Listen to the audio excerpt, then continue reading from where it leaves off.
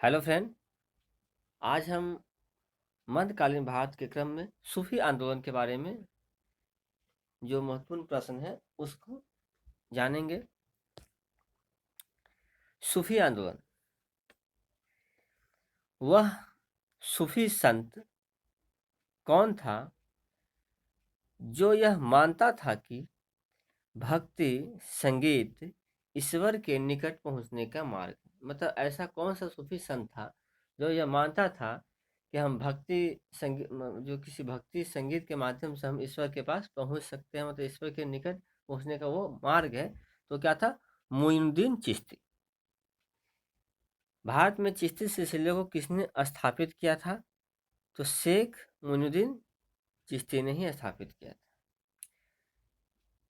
भारत में चिश्ती सिलसिला जो था उसको किसने स्थापित किया था? तो शेख मोइनुद्दीन चिश्ती ने स्थापित किया था। सूफी सिलसिला मूलतः किससे संबंधित है? तो इस्लाम से। सूफी जो सिलसिला है वह किससे संबंधित है? मूलतः इस्लाम से संबंधित है।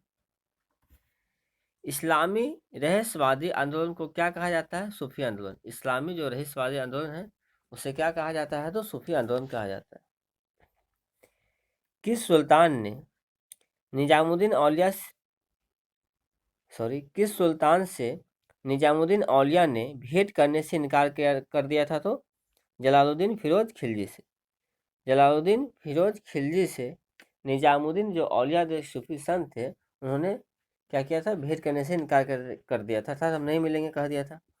सूफी सिलसिले में कौन संगीत के विरुद्ध था? तो संगीत के विरुद्ध कौन था? तो नक्शबंदी। नक्शबंदी जो था वो क्या था? तो संगीत क्या कहते हैं, संगीत के विरुद्ध था। दारा शिकोह ने किस शीर्षक से उपनिषदों का फारसी में अनुवाद किया था? दारा शिकोह जी जो थे, पहले तो उपनिषदों का फारसी में अनुवाद किसने किया था? तो दारा शिकोह ने किया था। और किस शीर्षक से किया था? तो सिर ए अकबर। सिर ए अकबर के नाम से जो है दारा शिकोह ने उपनिषदों को फारसी में अनुवाद किया था। भारत में किस सूफी सिलसिले को सर्वाधिक लोकप्रियता मिली? तो चिश्ती। भारत जो है उसमें सबसे ज्यादा लोकप्रियता किस सिलसिले को मिलती? क्या कहते हैं, सूफी सिलसिले बहुत बहुत से ये क्या कहते हैं, बहुत से भागों में बटे हुए थे, जिसमें सबसे ज्यादा महत्वपूर्ण मतलब भारत में जो भारत के लोग जो चाहें उसकी लोकप्रियता मिली वो चिश्ती सिलसिले था। दारा शिकोह ने किस सूफी सिलसिले को अपनाया था? तो कादरी। दारा शिकोह जी जो थे उसने किस सूफी सिलसिले को अपनाया था? तो कादरी को अपनाया था।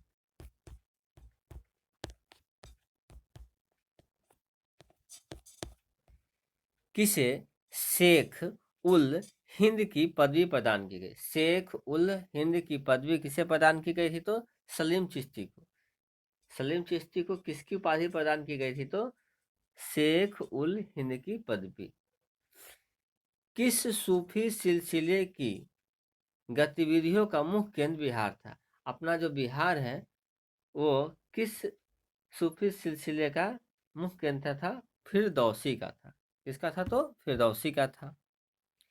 सूफिया कलाम जो एक प्रकार का भक्ति संगीत है, किसकी विशेषता है? वो कश्मीर की। सूफिया जो कलाम जो है वो कहाँ की है? तो कश्मीर की है।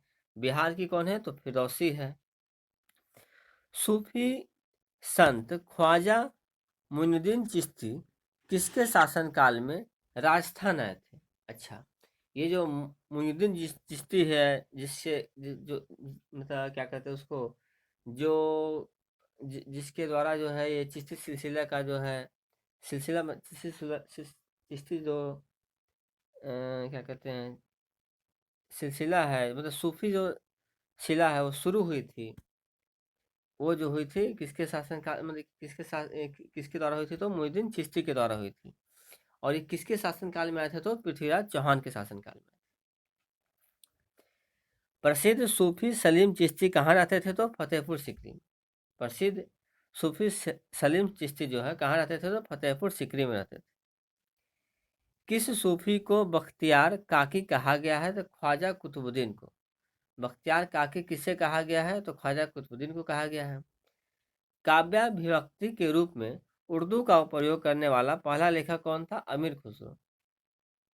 काव्याभिव्यक्ति के रूप में उर्दू का प्रयोग करने वाला पहला लेखक कौन था? तो अमीर खुसरो। दक्षिणी भारत में चिश्ती सिलसिले की नींव रखने वाला कौन था? तो बुरहानुद्दीन गरीब। शेख बुरहानुद्दीन गरीब जो था दक्षिण भारत में चिश्ती सिलसिला की नींव रखा था। मिराज उल आशिकीन उर्दू शायरी की पहली किताब के सूफी रचयिता कौन है? तो सैयद मोहम्मद गेसुदराज बंदानवाज। अच्छा, आप इसे इतने बड़े हैं तो इसे याद सीधे रखिएगा कि गेसुदराज बंदानवाज ने क्या किए थे? तो मिराज उल आशिकीन नाम की एक उर्दू शायरी थी, किताब थी, उसकी रचयिता किए थे, लिखे थे। अकबर जिस सूफी संत का बड़ा आदर करता था और जिसके आशीर्वाद से शाहजादा सलीम अर्थात जहांगीर का जन्म हुआ था, वह कौन था? शेख सलीम चिश्ती। शेख सलीम चिश्ती का क्या था कि अकबर बहुत आदर करता था। चिराग ए देहलवी किसे कहा जाता है? शेख नासिर उद्दीन चिश्ती को। चिराग ए देहलवी जो है शेख नासिर उद्दीन चिश्ती को कहते हैं। सूफियों के कामकाज का केंद्र क्या कहलाते थे? तो खानकाहे। सूफिया जो है उसका काम धाम होता था, उसका केंद्र क्या कहलाते थे? तो खानकाहे कहलाते थे। सूफी लोग किस प्रकार के जीवन पर जोर देते थे? तो एकांतवाद और पवित्र जीवन। सूफी लोग जो थे वो किस प्रकार के जीवन पर जोर देते थे? तो एकांतवाद और पवित्र जीवन पर। हजरत शेख निजामुद्दीन औलिया को लोग किस नाम से पुकारते थे?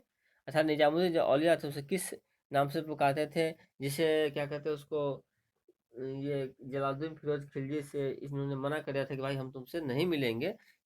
इसे किस नाम से पुकारते थे? तो महबूब इलाही नाम से।